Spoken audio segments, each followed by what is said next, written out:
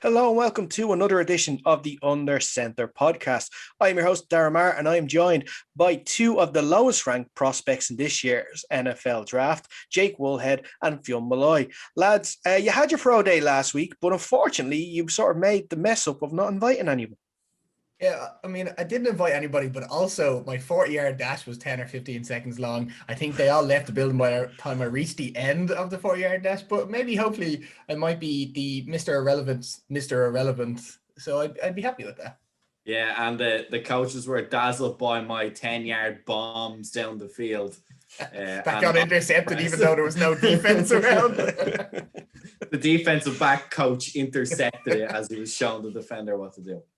I don't know. I heard Carl Shanahan might be using that number 3 pick on you then just to hand the ball off to running backs for the next 5 years. You never know, though. It's worth a shot. It's worth a shot. But coming up on the show today, we are going to actually be discussing the massive trade that went down last week between the 49ers and the Dolphins. And we are going to talk a little bit about the Chicago Bears and their eventful offseason with Noel Dowling from the Irish Bears on Twitter. Noel, how are you today? Good, thanks. How are you all doing? All good here. All good here. Great to be back. We are delighted to have you back. I think you were on our first of our off-season series now talking about the Bears. And, you know, I remember that time because you had such hope in your voice. And I think it's gone a little bit now in this show. It's gone back to where it normally is. There's always that bit of hope just before everything kicks in. And then the Bears are the Bears. And it's like, okay, this is what they do. Well, listen, before we actually get properly talking into Bears and news, if you are watching this on YouTube, could you please like this video and subscribe to the Dynamo Podcast Network? It will help us out a lot. Also subscribe to the like I said, to the Dynamo Podcast Network, because that is where you will get our podcast each and every week, or like we are in the last 2 weeks, almost each and every day at this point leading up to the draft.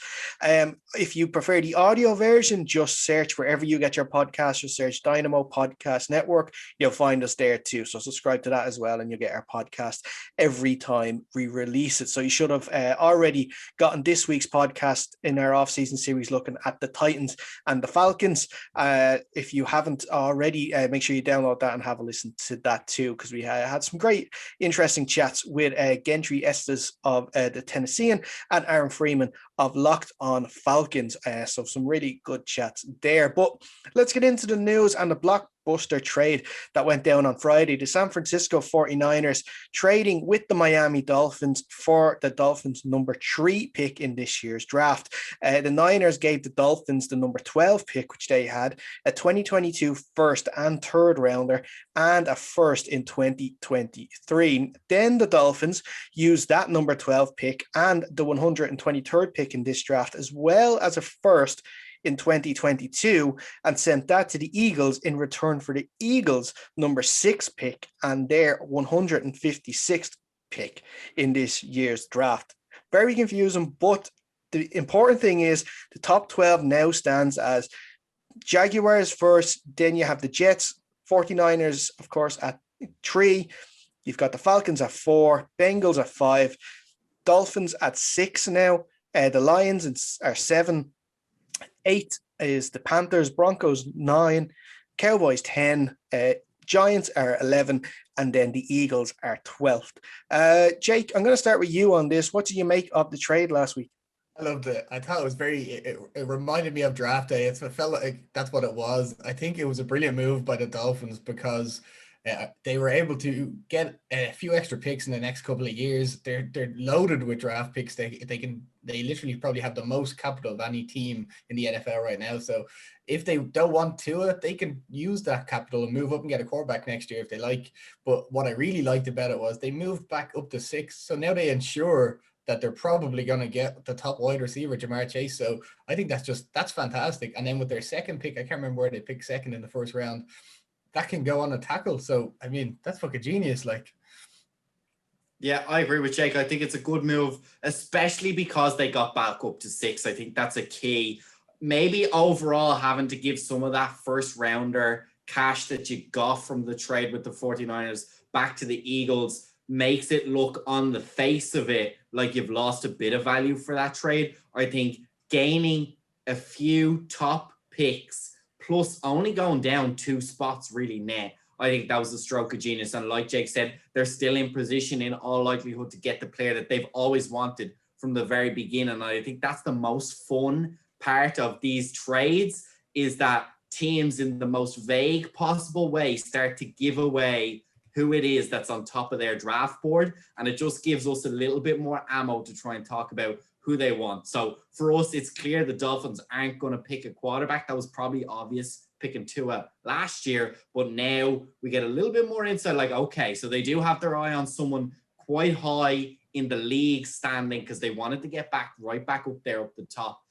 So it'll be very interesting to see which way they go. In all likelihood, Chase, but again, we'll have to wait and see, and that's what makes it even more exciting. I think it's a good point you made as well, Fionn, because like they didn't need to be at 4 or 3, was it? They didn't need to be there. So like they were smart enough to move back and then back into 6, because that really, like, we're talking about 4 out of the first 5 picks being quarterbacks, possibly even 5. So like they still, in all likelihood, are going to get the guy that they want. And I think they're kind of banking on the 49ers picking a quarterback, and then that quarterback, hopefully for them, not doing too well in the next couple of years, ensuring that they still have higher draft picks over the next few years. For me, I think it's interesting. I wonder who the Eagles have their eye on, given that they were willing to take that, 6th place net drop in the draft.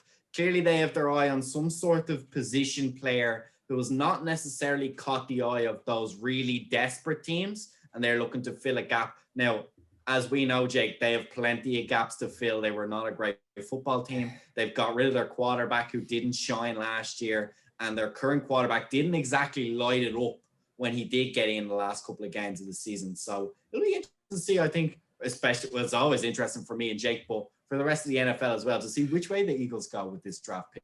What I really liked as well, I went onto the Eagles Reddit page, and after that trade went through where they moved, where the Dolphins moved out of the top 6, they were saying, oh yes, Jamar Chase has fallen to us, and then the next thing they're back at 12. So it was like it went from like a high peak and they came tumbling down back to earth. They're still the Eagles franchise we know and hate, so thought that was good.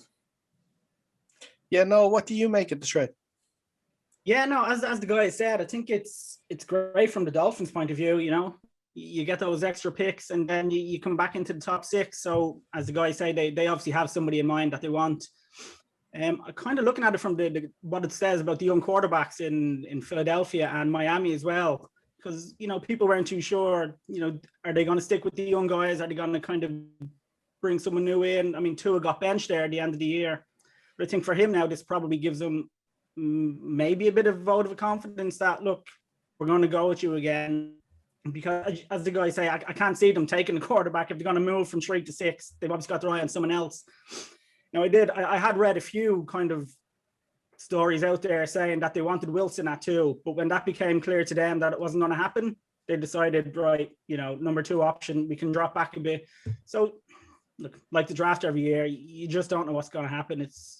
But I mean, for the young lads Philadelphia's quarterback, I can't think of his name now. Jalen Hurts. Yeah, I think for him as well, maybe that's a bit of a vote of confidence that, look, we're going to give you a shot this year as well.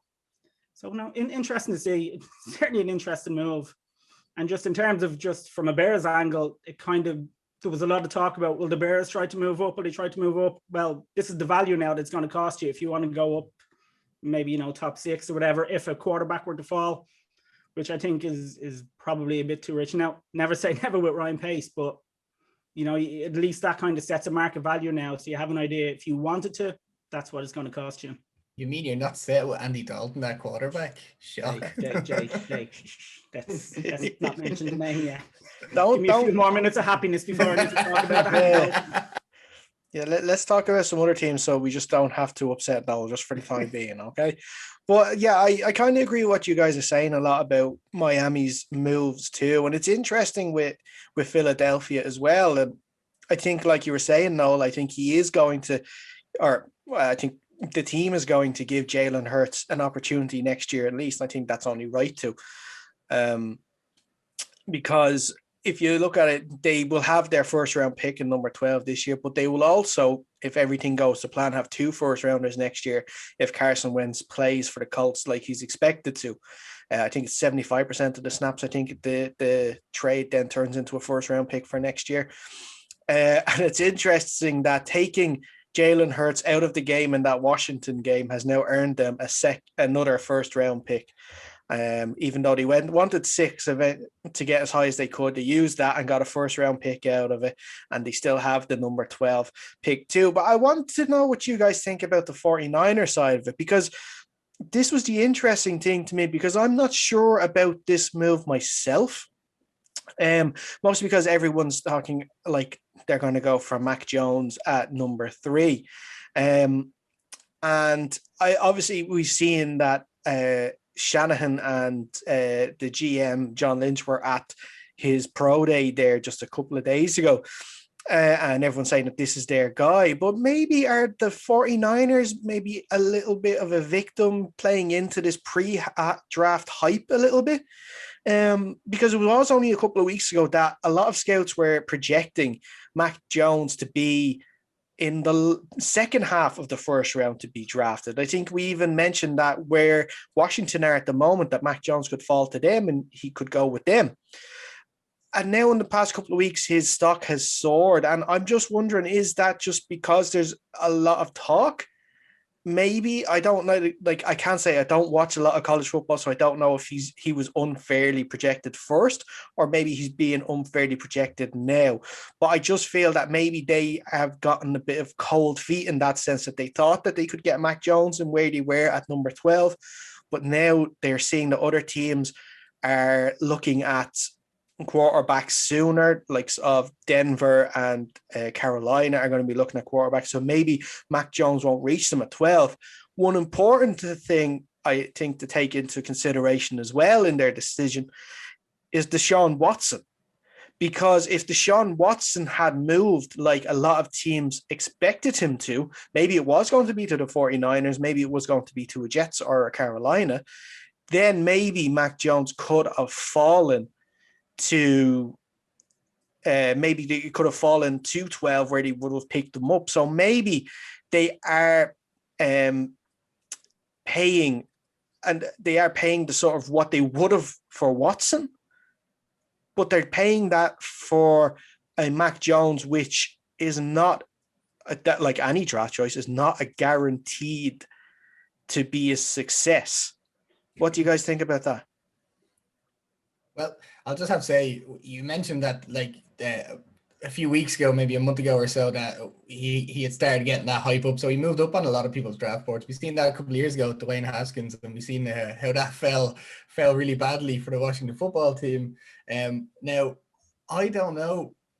Like, I'm not a fan. I don't like Jimmy G. He's a handsome man, but he doesn't play football well. That's what I think anyway. He's good. He can certainly hand the ball off, which is mostly what's required in the Pirates / 49ers offense. But I definitely think they need a quarterback, whether they needed to trade for one or they needed to pick up a rookie quarterback. But I certainly think if anyone's going to pick up a rookie quarterback, it should be Kyle Shanahan. Like, what he's going to do with that quarterback is probably going to be very creative, very fast, and they've got the team that can do stuff like that. Yeah, look, this is one of these trades, like I said before, that makes the draft so interesting because we're all trying to work out what teams are trying to do. And I think a lot of times we apply what we think they should do onto these narratives. There's stories floating around. Shanahan has backed up Garoppolo. He said, no, there's nobody on the board or in free agency who I'd rather have do the things I need Garoppolo to do in my squad. We're sticking with him. But that's a lot of draft value you've given up to move up to 3, which is an unusual thing to do if you're not going to take a quarterback, right? That's what history tells us. Of course, you've got things like Aaron Rodgers, where everyone thought he was going to go super high and he fell down. So we can't always believe the hype on these players either, that's necessarily what's going on in these boardrooms, war rooms, whatever the NFL teams are calling them at the moment. So I think it's really interesting. For me, I think it's more than likely that they will pick a quarterback. And it's a kind of a half-truth on both sides. Yes, Shanahan believes in Garoppolo, but not really long-term. He's going to pick up a guy, spend one of those first-round picks, take a guy that has a possibly very high upside, have a look at him, hope he can coach him up. If he's not where he needs to be right there and then, he can bring him up over the next couple of years because, like Jake said, sometimes we don't always put these things together. And Shanahan is a very good offensive mind. He can do very good things with quarterbacks. So if you're saying that maybe he can do it for Garoppolo, then you also have to say, well, maybe he can do it for one of these guys who maybe has been overhyped by the media. Maybe they are reaching for him a little bit. But as we know in the NFL, look at Tannehill for the Titans. If you are a mostly handoff team, if you can get your guy to do one other good wrinkle very well off the play action, wheel around on a bootleg and throw a reasonably accurate ball to a fairly wide open wide receiver, you can do a lot of damage as well. So it'll be very interesting to see who the 49ers pick with this choice. Yeah, and Noel, do you have anything, any thoughts on the 49er side of things there? Oh yeah, no, I'm convinced they know what quarterback they're going up for. I don't think you give that much draft capital up for anybody else. Now the question on who, I mean, I've found it fascinating. Even in the last week, it seems like Mac Jones and Justin Fields have just kind of flipped, whereas Fields now suddenly looks like he's dropping. Why? Who knows what Mac Jones is doing? Maybe it's part of his pro day. Maybe the meetings he's been taking. So, I mean, your guess is as good as mine who they pick, but I've no doubt they know what quarterback's going up for. And in terms of Garoppolo, I think it's a lock. Well, not a lock, never a lock, but I think he starts the season and maybe you get 6-7 games, they get the rookie in. Now Garoppolo, you know, he can be a bit streaky, he can be good, or he can get injured and not be the greatest. I mean, I think he comes in and he starts and they probably just take it from there, see how the rookies develop and see what Garoppolo is doing.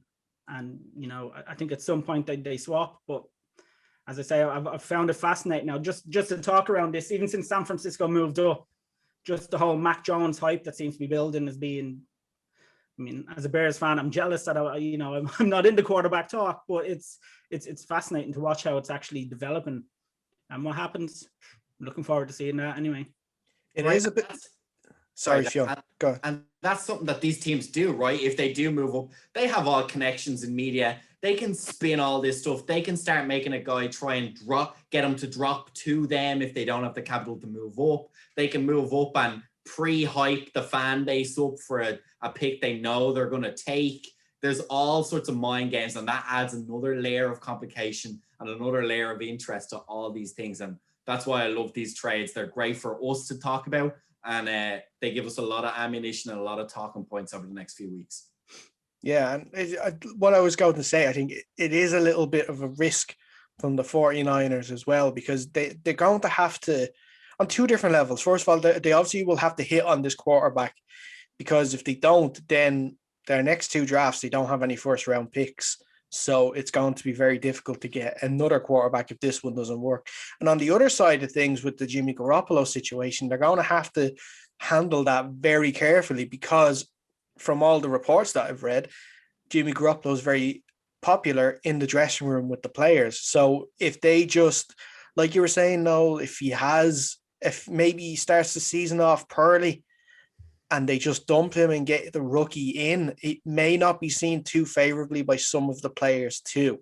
So there are a few things that they're going to have to handle delicately, you could say, when they make this draft choice, whoever it is.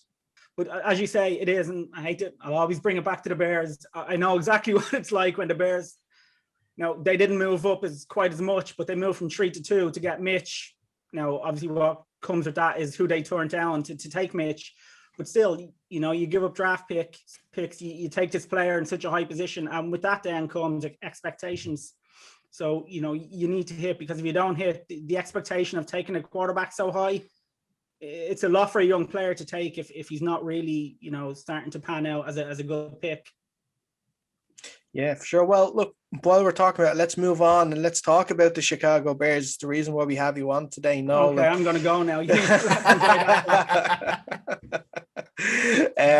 Because it has been quite an eventful off season. Just try and just give us a brief sum of how you felt through the off season so far. Well, to be honest with you, I was fairly shocked at some decisions that came out, Fuller, Hicks. But as I kind of sat down and thought about it, to be honest, I wasn't as shocked when I really thought about it, because a lot of the moves they've made, you could kind of see them coming. The Bears have just an awful cap situation. So there were certain players who are originally mentioned: Buster Screen, Massey, Graham, Hicks, and Fuller were all mentioned as players that would either be released or would need to restructure. Now, I thought Kyle Fuller would probably get restructured. The fact they've just released a 29-year-old cornerback who is, he's not the best cornerback in the league, but he's up there. He's a solid player who you can count on. So it's not nice to lose a player kind of that quality for nothing. But when you let the cap situation go the way it is, that's kind of what you have to deal with. But the whole offseason started strange for the Bears. They had the press conference, which just did not go down well in Chicago at all. I think the word collaboration was used multiple times to try and talk about how they were working together, but they done a lot of talking and told us nothing, if you know what I mean. It was just the same old stuff every year. I think a lot of people kind of felt maybe Nagy and Pace would be coming to the end of the road, but the Bears made it very clear that that's not in the future anyway. For now, they're here for now. That's not something they're looking to do. So I don't know. Then you just kind of watch the way things have gone. Hicks being told that he could talk to other teams to seek a trade. He's older, and again, you can understand it, but that's another kind of top player you're counting on back there. And all of that is before you even get the quarterback. As Jake mentioned earlier on, we had the red rifle coming in. So the Mitch Trubisky era has ended after 4 years. Unfortunately, that just didn't pan out. So I don't know. I don't know where you go with Andy Dalton. I don't see. It's nothing against Andy Dalton, but is he any better than Nick Foles? I'm hoping the Bears are looking to get a quarterback some way, whether it be the draft. The Wilson talk is. I don't see that happen at all. So the only way really looks to be in the draft. And if you need a bridge quarterback, I don't understand why Nick Foles couldn't just do that job. I don't think Dalton is a much better player than him. I don't know. I don't know where. I don't know where you go. It feels like they're running in place. I have to say, only the Bears could have a franchise quarterback who got to the playoffs multiple times and the Super Bowl winning quarterback on the roster, and them to be probably the two worst of either of those that has ever been around. I'd say that's a very Bears situation. Absolutely. The one smartest move that the Bears made was tagging Allen Robinson. I don't know how that fits into the cap situation of the Bears, because obviously when you tag somebody, you pay them a lot of money for their position as in 1 year, as opposed to spreading it over 4 years or whatever. So is there a deal, or what's the story with Robinson? There's been nothing yet. Any report I've seen has been Robinson saying that the Bears haven't been in contact yet. So they're paying him $18 million. Again, the cap situation with the Bears is completely bizarre. They, from what I've read, they're about 1 million over the cap at the moment. So there's a lot more to come. They've released Kyle Fuller to save cap money. They've told Hicks he can seek a trade to save cap money. Yet they go out and they get Andy Dalton for 10 million. Now I think it's only 5.3 million against the cap. But if you don't really need him and you can have Foles do that job, why are you spending that money? They were in for Trent Williams for massive money. So you're letting Fuller, do you know what I mean? It's so scattergun. We have to release good players or get rid of them because of the cap, but then we're going to go throw big money over here. It just doesn't feel very coherent. I don't know if they went for Golladay. Now I know they only offered 11 million. When you have Robinson, now I don't know if that was a ploy maybe to put pressure on Robinson to sign his tender, and that was put out there. But I don't know. It doesn't feel like there's much of a plan there at the moment. No. Hopefully I'm wrong. Hopefully they have they have a master plan in place they're working towards. But at the moment, it's tough to see it. But the thing about Andy Dalton that you don't know, Noel, is that your GM knows is there's a little switch behind his ear that turns it on to game mode, and that's what it is. And we all know it, except for you, obviously. So it's unfortunate. Yeah, but Andy Dalton had a great year with Bill Lazor there, about 7 or 8 years ago. So obviously he was the right move to bring in. Then you look at the Dalton move and you say you could have had him 12 months ago for $3 million. But instead, 12 months ago, you gave up a draft pick for Nick Foles and gave him 20 plus guaranteed million. To now suddenly 12 months later decide he's not the guy and Andy Dalton is the guy. I feel like everybody who isn't a GM looked at Nick Foles and said, yeah, he got there where he needed to go, but he's not somebody that you pay a lot of money or give up your capital in the draft to bring to your team. I don't see anybody saying we're going to bring an old-ass quarterback. Yeah, he may have a ginormous schlong, but he is not the guy that's going to bring you there every single year unless you put everything around him. Like, that was just a flash in the pan for that year. So I don't know how anybody's looking at that guy and saying, yes, we need him now. No, much like that's being Foles. That's being Foles' career. He'll come in, he won't be the starter. He'll come in, he'll do a great job. He'll get you to a Super Bowl. He'll get a starting job, and that's it. It's a collapse. Didn't Foles have one ridiculously good season where he set a record for accuracy or QBR or something crazy? I guess everyone's kind of hoping he might do that again on some fluke. Did he have like a 40 or 40 or 45 like touchdown year and only one interception or something like that? Yeah, I can't remember the stats, but he had his interception or his TD ratio to interceptions was crazy. Like it was a phenomenal year. I think it may still be up there in the record books for some of the stats. But unfortunately, as with every quarterback with the Bears, we don't get them at that point. We get them long, long after they've done stuff like that. And so, Noel, how sure are you that Dalton is the starter week 1 and that it isn't going to be Foles? From the Chicago Bears Twitter saying QB1. Yeah. I have that poster up on my wall now. I'd be very, very surprised if Dalton doesn't start. Even if they were to move up in the draft, obviously depending who they get, if they're ready to come in or not, I think there's a very good chance Dalton starts. But then it could be a Glennon situation. Glennon came in the year we drafted Mitch. Glennon was told he was a starter. 4 games in, off he went, and Mitch came in. So, and he got a lot of money that year as well. So, sorry, go ahead. Finish. No, go ahead. No, I was just going to ask about Ryan Pace and his record in drafting, or not drafting, picking quarterbacks. Because you said Mike Glenny, you had Mitch Trubisky, Nick Foles, now Andy Dalton, like Chase Daniel as well. Sorry, yeah. Who was the last good quarterback the Bears had? Because I'm only a young fella, so I don't remember that far back. Obviously, Sid Luckman back in the 40s. I know. Well, look, I tell you, I'm a Jay Cutler fan. I always love Jay. I know he's very polarizing, but for me, I think Jay was a good player. Before then, it's sporadic at best. I mean, Jim McMahon obviously won the Super Bowl. I don't think you would ever argue Jim was a top quarterback, but he had a role. He knew what he was doing, and he done it perfectly. But no, look, you can count the Bears' good quarterbacks on one hand, unfortunately, over the last number of years. And you mentioned Pace. I mean, Pace is a strange one.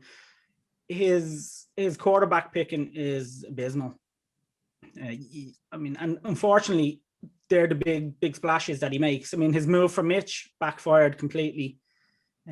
He does well in the lower rounds. He has picked up some good players, but at the end of the day, your quarterback is your franchise, and if you can't get that right, he's on to his 5th or 6th try now at this stage, and it's just not. This is what worries me about this draft. If a player does decide to fall, or no, not decide to fall, but if a player does fall enough, I'm worried about what he's going to give up to try and move up to get them. Now, that player could turn out to be if the player turns out to be a franchise player, then look, that's perfect. But my fear is he has been so bad at picking quarterbacks. If a Fields was to fall, you don't see him get past the Panthers, I'd say, at 9. But if a Fields was to fall, and people know how desperate the Bears are to get a quarterback, my fear is Brian Pace just gives them everything. And if that doesn't hit, then, I mean, we're still trying to come back up from the Mitch pick. If that doesn't hit, then you're in trouble for a long time. Now, look, I'll be here this time next year. If he does it and the quarterback is a new franchise quarterback, I'll say what a great job he done. But at the moment, It's just his record on quarterbacks worries me, and they need a quarterback. And that leads into then the question of how desperate is he and Nagy? I mean, there was a lot of talk in Chicago that, this is their last year. They're one and done now. If they don't do it this year, they'll be out on their ear. But then you look at the moves they're making and you're thinking they're not the moves of a man who thinks he's got 12 months. So now there's kind of a little bit of a movement of people wondering, have they been given a contract under the table that nobody's been told about? And have they got a little extension? So that's something interesting to watch out for now, because I don't know. It's just it's a bizarre situation with them. Things just, they don't feel great at the moment. Yeah, I was going to go into that. I was wondering how long you reckon that Ryan Payson and Matt Nagy have left in the Bears organization. But obviously, after saying that, there's a bit of a tumultuous for you. It's been a strange one, because at the start, initially, everybody assumed they had very, very short time left, that their leash was short and they had to get something done. And the worry then was, well, he'll just go and do anything. But now they're starting to wonder if maybe some of the moves they're making kind of makes it look like maybe they have a bit more time. And I think if they do draft a quarterback, then chances are they're going to be told, well, look, you have this new young quarterback. We're going to give you the couple of years to develop him. So it's, as with everything else with the Bears, it's just up in the air. Nobody really knows what's happening. Nobody knows what the plan is. The Bears organization just don't seem to, there's nothing out of them. As I say, the press conference, they can talk and talk and talk, but they actually answer nothing. So it's interesting times. If nothing else, they're interesting times to be watching the Bears. Yeah, I want to ask you actually about the deal to bring in Damian Williams. Super Bowl hero for the Chiefs. All the story obviously took last year out because of COVID. I saw that as a bit of a strange move now myself, and I'd like to get your opinion on it, because you already have two, if not two, really good quarterbacks in Tariq Cohen and David Montgomery. So, would that, you're saying you're $1 million over the cap, would that money not have been better spent on another receiver or maybe someone on the O-line? To be honest with you, it's one of the few moves that I like, actually. I think, because you have to look at it like this. We do have the two running backs there, but Cohen isn't your prototypical running back. Cohen will line outside, in the slot to receive the ball. He's I don't want to say a gadget player, because he's not quite that, but he's not the kind, like, if Montgomery is out, Cohen's not carrying that ball 20 times a game. Plus he's coming back from an ACL from last season. So you have to question, is he going to hit the ground running? How long is it going to take him to get back into it? Whereas I think Williams, I mean, he's a good, solid player. His last game was a Super Bowl where he got 2 touchdowns. So I think it's for a 1-year deal. I think it's a good move, because it just gives you someone else there with Montgomery. And as I say, Cohen will occasionally line up in the backfield. He'll line up out wide. So I think it actually gives you just a couple of more options, and it gives you more of a stable running back replacement behind Montgomery. If, God forbid, touch wood, he gets injured or he misses some time. So I actually do. I do think that's a decent move for the 1 year, and see how it goes. Okay. And like we mentioned it as well, coming up to the draft, you're sitting at 20 at the moment. Probably you're not going to see anyone by the looks of him. Maybe Trey Lance could still be out there, but I don't think he'll make it all the way to 20. Would you be in favor of the Bears moving up to get any of these quarterbacks, or would you rather not sort of sell your house to sort of get one of these guys in? To me, it depends where you need to move up to and what you need to give up. Because look, at the end of the day, I think the Bears want a quarterback first and foremost. And as a fan, I would love to see a young franchise quarterback coming in and do it. So as much as I say I don't want to see them give up the house, if you get the right player, it's worth it, because in the long run, you have that quarterback in place for 10, 15 years. What they're going to do, I don't know. I think they will be looking at it. I think they'll be watching the quarterbacks as they drop. So I think the plan probably will be to keep an eye on them. And if they have to move up a few spots, they will. Now, as I say, I don't know if those 5 guys get past Carolina at 9, but you never know. As was mentioned, Aaron Rodgers had a fall that went for a while into was it 21, somewhere like that. Mm-hmm. And I always remember the Brady Quinn draft night when he was expected to go maybe 3 and he went 22 and the camera went back. Every pick, the camera went back to him in the green room and he's just getting more and more. So, I mean, these things happen, and if it drops, then, yeah, okay, I'll say it. If they can get the quarterback, I'll forgive them. Just whatever they need to give up, just it needs to work though. They can't miss again like they did with Mitch. That's the only thing. Okay, lads, anything else to add before we wrap it up? No, who is your favorite current Chicago Bear? That would be Hicks. Okay. I really like Darnell Darnell Mooney. I'm not sure how long he is for the Bears at the moment. As I say, I think they're about, I don't know how true it is because I haven't seen the numbers, but I think they're about $1 million. I think $1 million under the cap at the moment. So if that is the case, I mean, they have a lot of space to free up. And I think Hicks, he's getting on in years now. He's had a couple of injuries the last couple of years. Still a fantastic player, but you're going to save a lot of money on him if he was to go. So, I may have to get a new favorite player in a few weeks, maybe. Darnell Mooney. I'm a big fan of Darnell Mooney. I like Mooney. Mooney looks a really, really good prospect now. He's a fantastic young player. So, I mean, he had a great first season, so hopefully it continues. Yeah, well, the one word that we've heard throughout this offseason, and I guess it's the most popular word, restructure. Could the Bears not restructure Hicks's deal maybe to, offload such a heavy cap hit now for next season? Well, no, they could do. I mean, they've already restructured. I think Khalil Mack, Eddie Jackson, and Cody Whitehair restructured their deals to free up $23 million. Apparently, they tried to restructure with Fuller, but Fuller just wasn't having it, and that left them with no option. So, I mean, I suppose they could. I don't know. You would think if they were going to do that with a player like Hicks, it would have been done by now.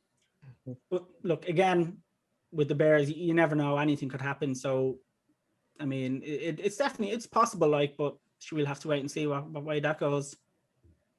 Okay, perfect. I guess it's a perfect place to leave it as well. Noel, thanks a lot for coming on today. Really appreciate it. Hopefully things get better for the Bears, if not during the draft, at least before the season starts.